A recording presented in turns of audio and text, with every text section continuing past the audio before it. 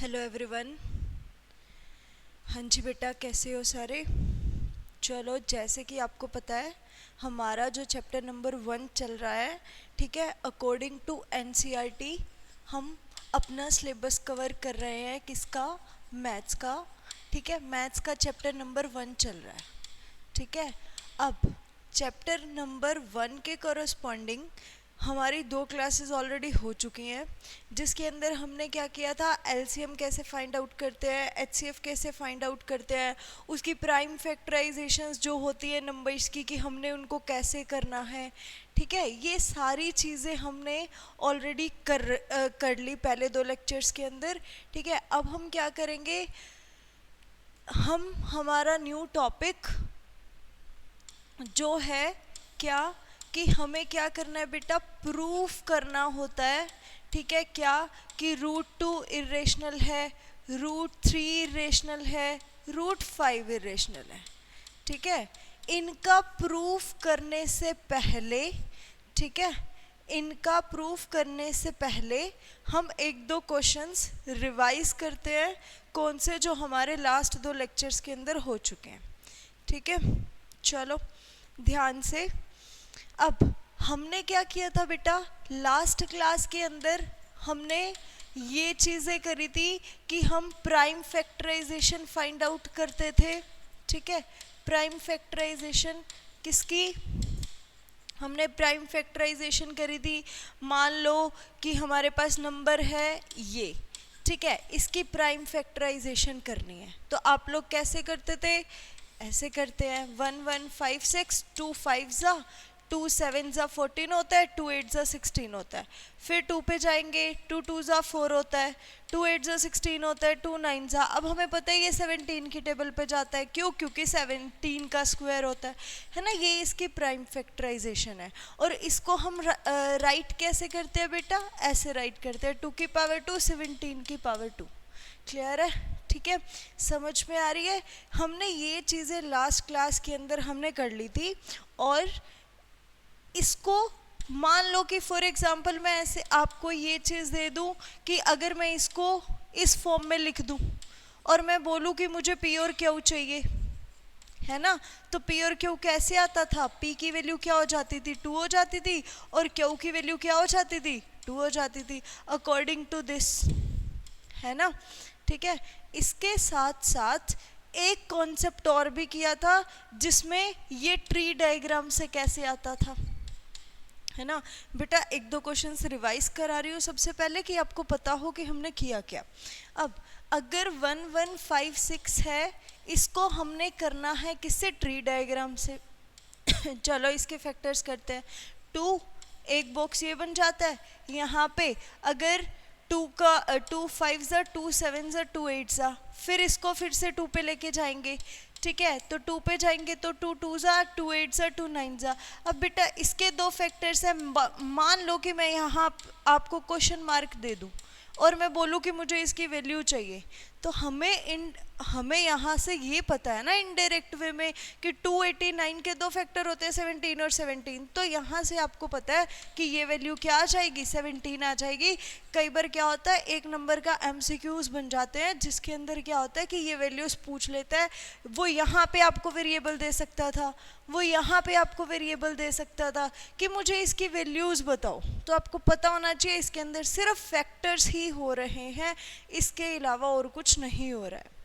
ठीक है, फिर हमने एक कॉन्सेप्ट और किया था, क्या किया था कि एलसीएम इंटू एचसीएफ जो होता है, एलसीएम और एचसीएफ जो होता है, इसकी जो प्रोडक्ट होती है वो क्या होती है, प्रोडक्ट ऑफ 2 नंबर्स की, जो भी 2 नंबर लिए हैं, ठीक है, उनकी प्रोडक्ट करेंगे तो वो किसके इक्वल होती है, एलसीएम और एचसीएफ के इक्वल होती है। हमने कल इससे लिंक्ड बहुत सारे क्वेश्चंस ऐसे कर लिए, ठीक है, जिसके अंदर मैंने बहुत, आपको यूं कह सकते हो कि हार्ड लेवल के भी इसके क्वेश्चंस मैंने करा दिए। ठीक है, एक क्वेश्चन और रिवाइज कर लेते हैं।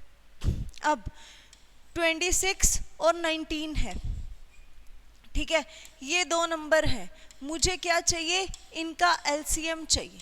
क्या चाहिए, इनका एलसीएम। ठीक है, अगर मेरे पास इनका एचसीएफ कितना दिया हुआ है, 13 दिया हुआ है। अगर मेरे पास HCF इन दो नंबर्स का 13 दिया हुआ है तो मुझे क्या चाहिए बेटा, मुझे इसका एलसीएम चाहिए। ठीक है, कैसे करेंगे आपको सारी चीज़ें पता है। क्या पता है, फॉर्मूला हमने ऊपर राइट कर रखा है। क्या राइट कर रखा है कि एलसीएम इंटू HCF जो होता है वो क्या होता है, प्रोडक्ट होती है किसकी, दो नंबर्स की प्रोडक्ट होती है। दो नंबर्स की प्रोडक्ट मतलब एलसीएम को HCF से मल्टीप्लाई कर दो और दो नंबर्स की प्रोडक्ट कर दो, दोनों को इक्वल में रख दो। चलो यही काम करने वाले हैं। अब नंबर कितने हैं, दो, ये वाले हैं। एलसीएम क्या है मुझे पता ही नहीं है भाई क्या है, और HCF मुझे दे रखा है कितना है, 13। ठीक है, तो अब एलसीएम और HCF की प्रोडक्ट करो, किसके इक्वल आएगी, दो नंबर्स की प्रोडक्ट के। दो नंबर्स क्या है मेरे पास, यही है ना, 26 इंटू 91। अब एलसीएम और HCF, एलसीएम HCF कितना होता है, 13 होता है, 26 इंटू 91। क्लियर है। अब एलसीएम की वैल्यू चाहिए तो क्या आ जाएगा, 26 इंटू 91 डिवाइड्स बाई 13, 7 हो गया। अब क्या करोगे, 26 को 7 से मल्टीप्लाई कर दोगे, 182। 182 क्या हो जाएगा बेटा, 182 हमारा आंसर हो जाएगा। समझ आ रही है, क्लियर है। ठीक है, अगर हमारे पास ऐसे क्वेश्चन आते हैं जिसमें दो नंबर का एलसीएम और HCF के अंदर रिलेशंस दे रखी होती हैं तो हमने उन क्वेश्चंस को ऐसे टैकल करना है, आपको पता होना चाहिए। ठीक है, चलो इसके साथ साथ एक क्वेश्चन और उठाओ इसी चीज़ का, ताकि आपका रिवाइज हो जाए, है ना। अगर हम ये ले लेते हैं, क्या ले लेते हैं, दो नंबर्स दिए हुए हैं, अगर मैं ये बोल देती हूँ कि HCF दिया हुआ है, ठीक है, किसका, 12 का और 15 का। ठीक है, क्या दिया हुआ है, 3 दिया हुआ है, मुझे एलसीएम चाहिए। ठीक है, अब फिर से वही कॉन्सेप्ट, क्या कॉन्सेप्ट, कि एलसीएम को HCF से मल्टीप्लाई कर दो और वो किसके इक्वल होगा, दो नंबर्स की प्रोडक्ट के। दो नंबर्स कौन से हैं, 12 है और 15 है। ठीक है, अब एलसीएम कितना है मुझे पता ही नहीं है, HCF तो दे रखा है ना, 3 is equals to 12 into 15। LCM क्या हो जाएगा, 12 इंटू 15 डिवाइड्स बाई 3, 3 5 ज़ा 12 5 ज़ा कितना होता है, 60। 60 हमारा एलसीएम हो जाएगा।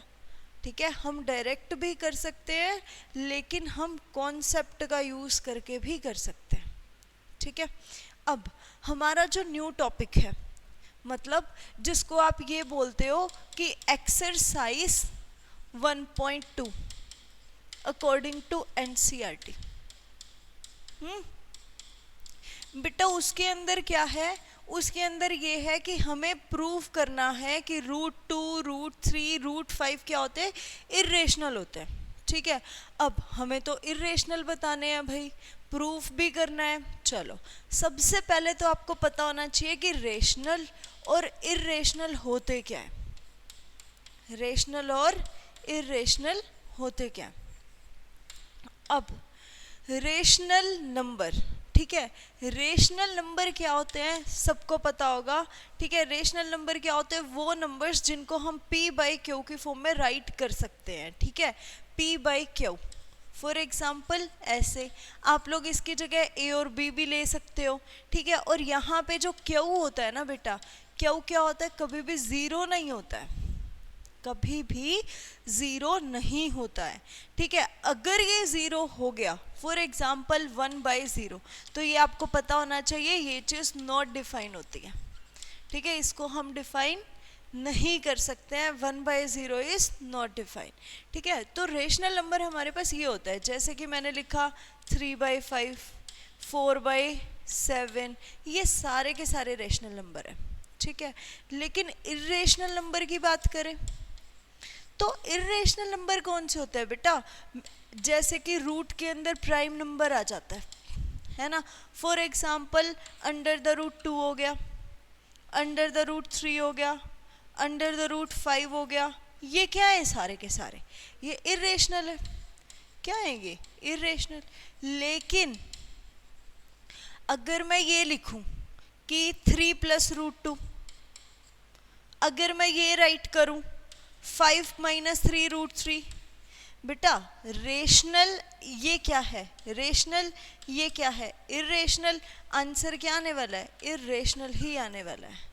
ठीक है, क्लियर है कि जब हम क्या करते हैं रेशनल के अंदर इरेशनल को ऐड कर दे तब भी इरेशनल है, इरेशनल को माइनस कर दे तब भी इरेशनल है। अब पापा ये चीज़ भी करते हैं, देखो √2 है, ये एक इरेशनल नंबर है।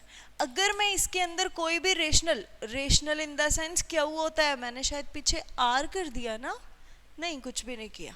ठीक है, अब रेशनल को क्यू से डिनोट करता है, √2 इसके अंदर मान लो मैंने 2 लिख दिया। ठीक है, अब यहाँ पे 2 माइनस √2 कर दिया, फिर मैंने दोनों की प्रोडक्ट कर दी। ठीक है, अब फिर डिवाइड भी कर दिया, 2 को डिवाइड कर दिया √2 से। ठीक है, ध्यान से, अब रेशनल में इरेशनल को प्लस करोगे तो यही बनेगा और ये एक इरेशनल नंबर है। ठीक है, रेशनल में से इरेशनल को माइनस करोगे तो क्या बनेगा, इरेशनल ही बनेगा। ये भी इरेशनल नंबर है। ठीक है, ये भी इरेशनल नंबर है। समझ में आया? ठीक है, कई बार क्या होता है लाइन दे रखी होती है पेपर में, कैसे कि अगर हम रेशनल नंबर में इरेशनल नंबर को प्लस कर दें, माइनस कर दें, डिवाइड कर दें, मल्टीप्लाई कर दें तो क्या आएगा, इरेशनल नंबर ही आएगा। ठीक है, ध्यान रखोगे इस चीज़ को। और बेटा फॉर एग्जांपल मान लो √2 है, ये मेरे पास एक इरेशनल नंबर है। ठीक है, आप बोलोगे हम तो इसको इरेशनल से डिवाइड कर रहे हैं, है ना। अब तो देखो ये 1 आ गया ना, है ना, क्या आ गया, 1 आ गया। ये तो डिपेंड करता है ना कि आप किस नंबर से डिवाइड कर रहे हो। मैंने बोला कि इरेशनल को रेशनल से डिवाइड करोगे, इरेशनल को रेशनल से डिवाइड करोगे। फॉर एग्जांपल √2 को 3 से कर दिया, है ना, √2 को 5 से कर दिया, ये हमेशा इरेशनल ही आएगा। क्या आएगा, इरेशनल ही आएगा। क्लियर है, समझ आ रही है भाई? ठीक है, ये सारा जो कॉन्सेप्ट था वो ये था कि हमें ये पता होना चाहिए कि रेशनल नंबर और इरेशनल नंबर में क्या डिफरेंस है, क्या उसका अगर हम ऐड कर दे तो क्या बनता है, माइनस कर दे तो क्या बनता है, डिवाइड कर दे तो क्या बनता है। ठीक है, तो थोड़ा सा इन चीज़ों को ध्यान से, क्योंकि यहाँ से क्वेश्चन पेपर में ना आके एमसीक्यू में बनता है, चाहे तो बोर्ड एग्जाम्स हो जाए, ठीक है, चाहे वैसे कोई कॉम्पिटिटिव एग्जाम तो। ठीक है, नॉलेज होनी बहुत ज़रूरी होती है इन चीज़ों की। चलो, अब हमारा जो नेक्स्ट टॉपिक है वो ये है कि अभी अभी हमने ये तो चेक कर लिया कि जो √2 है, ठीक है, हमने ये तो चेक कर लिया, क्या चेक कर लिया कि जो √2 है वो मेरे पास एक इरेशनल नंबर है। वो क्या है, इरेशनल नंबर है।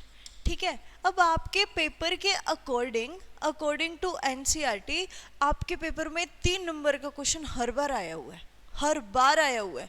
ठीक है, क्या क्वेश्चन ऐसे है कि प्रूफ करो √2, √3, √5 और इसके साथ और भी होते हैं, पहले तो आज हम इसी की बात कर रहे हैं। ये इरेशनल है, ये प्रूफ करो। ठीक है, हर बार क्या बेटा इससे लिंक्ड पेपर में एक क्वेश्चन डेफिनेटली 3 नंबर में, चाहे तो HBSE बोर्ड हो चाहे CBSE बोर्ड हो, आएगा ही आएगा। ठीक है, तो थोड़ा ध्यान से इस चीज़ को समझना। और इसमें हमेशा क्या होता है, लिखने में गलती होती है। ठीक है, तो वो चीज़ें देख लेना थोड़ी बहुत। अब थोड़ा इसका स्लो करते हैं। प्रूफ दैट, तो ज़्यादा ही,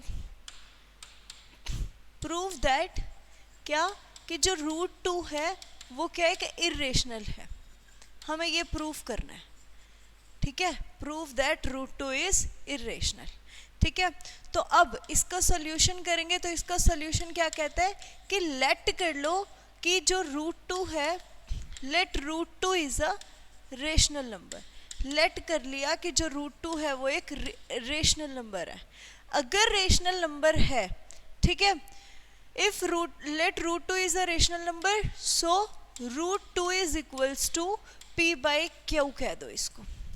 ठीक है, जहाँ पे p और q क्या होता है बेटा, where p and q are coprime. Coprime का मतलब है where p and q are coprime numbers. ठीक है, अब कोप्राइम का मतलब क्या होता है? कोप्राइम नंबर वो नंबर होते हैं जिन दोनों के बीच में जो जीसीडी इन द सेंस आप ये बोल सकते हो, एचसीएफ ही बोल दो आप, ठीक है। एचसीएफ दोनों के बीच में कुछ भी कॉमन ना हो। कॉमन इन द सेंस मैंने ले लिया 3 फिर मैंने ले लिया 4, 3 और 4 के बीच में एचसीएफ क्या है? 1 है ना, तो ये दोनों आपस में कोप्राइम है। समझ आ रही है? ठीक है, चलो अब पहले आप इसके अंदर स्पेस चाहिए तो इसको आप इरेज करते हैं। ठीक है, थोड़ा सा लेंथी क्वेश्चन है ये, ठीक है, बट करना तो पड़ेगा ही ना, क्योंकि पेपर में आएगा। अब यहाँ पे पी और क्यू के कोप्राइम है। चलो जी, अगर ये हमारे पास है, हमने क्या कर दिया बेटा? क्रॉस मल्टीप्लाई कर दिया, तो पी जो है वो किसके इक्वल आ गया? √2 के इक्वल आ गया। अब हमने क्या कर दिया? स्क्वायरिंग कर दी बोथ साइड। अगर हमने इसकी स्क्वायरिंग करी बोथ साइड तो क्या आ जाएगा? P square is equals to 2q², है ना। कोई भी चीज़ जब हम ऐसे लिखते हैं उसका मतलब क्या है? कि जो इधर वाली चीज़ है वो इसका कुछ ना कुछ मल्टीपल टाइम्स है ना। इधर वाली जो चीज़ है वो उसका कुछ ना कुछ मल्टीपल टाइम्स है। तो यहाँ से मैं क्या बता सकती हूँ? ठीक है, जो 2 है वो क्या कर रहा है? डिवाइड्स कर रहा है किसको? पी स्क्वायर को। जो 2 है वो किसको डिवाइड कर रहा है? पी स्क्वायर को। सो 2 किसको डिवाइड करेगा? पी को भी तो करेगा ना, है ना, पी को भी तो करेगा। अब फॉर एग्जाम्पल बेटा, अगर मैं ये बोलूं कि जो 3 है, ठीक है, वो 3 के स्क्वायर को डिवाइड कर रहा है। 3 का स्क्वायर क्या होता है? 9, ठीक है। अगर 3 9 को डिवाइड कर रहा है तो जो 3 है वो 3 को भी तो डिवाइड करेगा कि नहीं करेगा? करेगा ना। तो यही लॉजिक होता है। अब अगर 2 जो है वो किसको डिवाइड कर रहा है? पी को डिवाइड कर रहा है, ठीक है, ठीक है। अब अगर 2 पी को डिवाइड कर रहा है, जो 2 है वो पी को डिवाइड कर रहा है, तो पी जो होगा मेरे पास वो किसके इक्वल होगा? 2r के इक्वल हो जाएगा। देखो, पी को 2 डिवाइड कर रहा है, पी को 2 डिवाइड कर रहा है, तो जब डिवाइड करेंगे तो कुछ ना कुछ तो कांस्टेंट आएगा ना डिवाइड करने पे। फॉर एग्जांपल 8 को 2 ने डिवाइड कर दिया तो 4 आएगा, कुछ ना कुछ तो आएगा ही सही। तो उसको मैंने क्या लिख दिया? P is equals to 2r where r is any constant. ठीक है, r क्या है? कोई भी एक अनदर कांस्टेंट है। अब जो P is equals to 2r है, इसको हम क्या करेंगे? पुट कर देंगे इन इक्वेशन नंबर 1 के अंदर, इस चीज को। ठीक है, करते हैं। यहाँ आ जाओ। मैंने बोला था थोड़ा सा लेंथी क्वेश्चन है, पुट करते हैं। P की वैल्यू क्या दे रखी है? 2r, तो P square is equals to 2q² था। P की जगह हम पुट कर रहे हैं 2r, 2r का square is equals to 2q²। 4r square is equals to 2q²। यहाँ से इसको कट कर देंगे तो जो 2r स्क्वायर हो जाएगा वो किसके इक्वल हो जाएगा? q² के। सिमिलरली जब p square is equals to 2q² आया था तो उसका मतलब क्या था? कि जो 2 है वो p स्क्वायर को डिवाइड कर रहा है, ठीक है, तो जो 2 है वो p को भी डिवाइड करेगा। 2 जो है वो किसको डिवाइड करेगा? p को भी डिवाइड करेगा, ठीक है। तो अब सिमिलरली यहाँ पे जो q² है वो किसके इक्वल है? 2r² के। इसका मतलब क्या है? कि जो 2 है वो डिवाइड कर रहा है, किसको डिवाइड कर रहा है? q² को, ठीक है।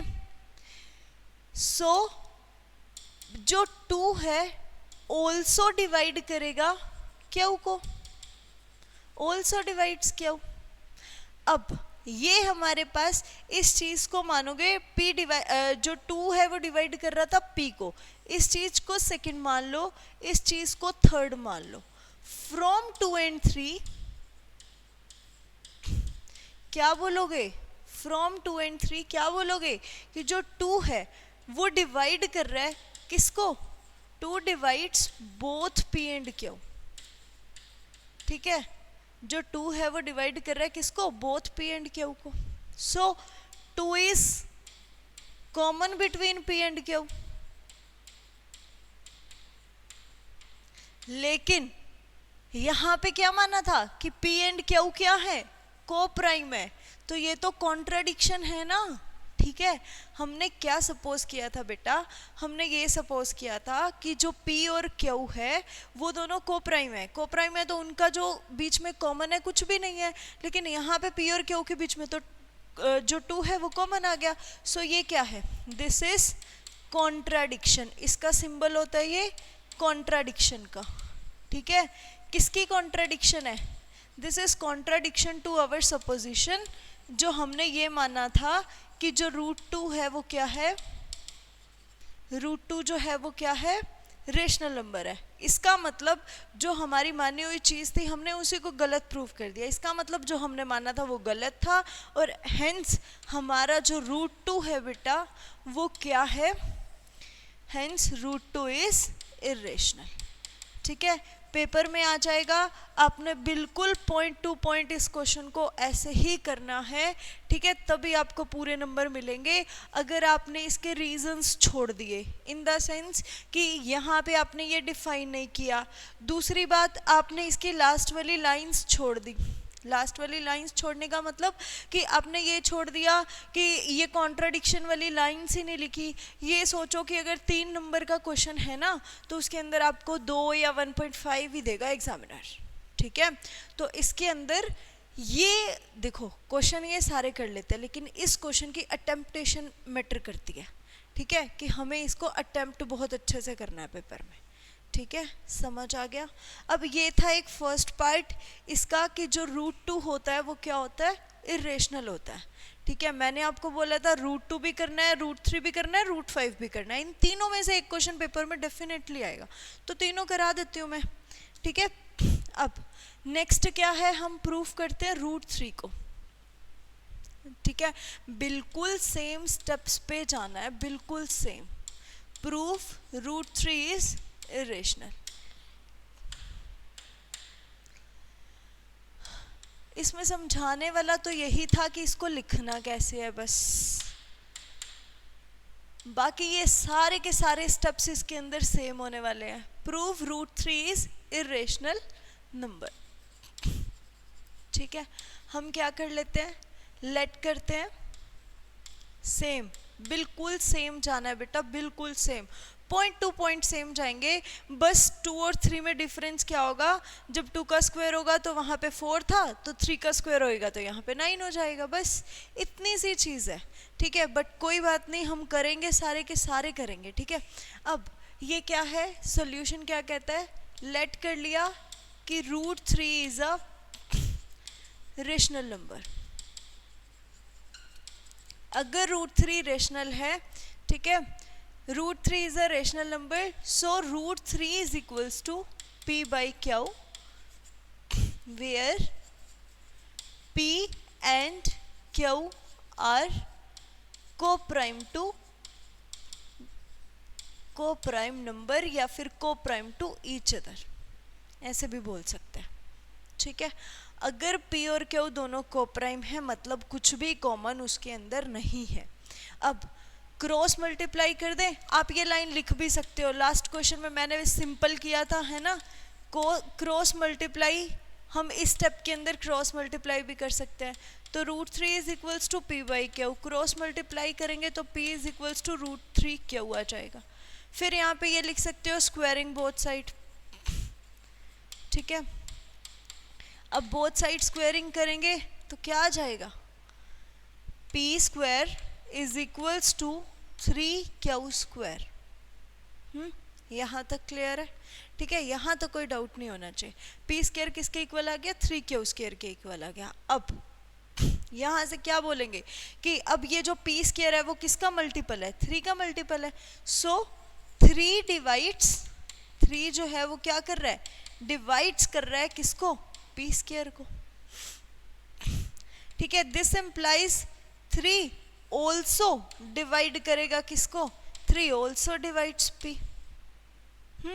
अगर 3 P को डिवाइड कर रहा है इसका मतलब क्या है कि जो P है वो क्या है, PQR मान लेते हैं, P is equals to 3R हो जाएगा। ठीक है, so P is equals to 3R, है ना।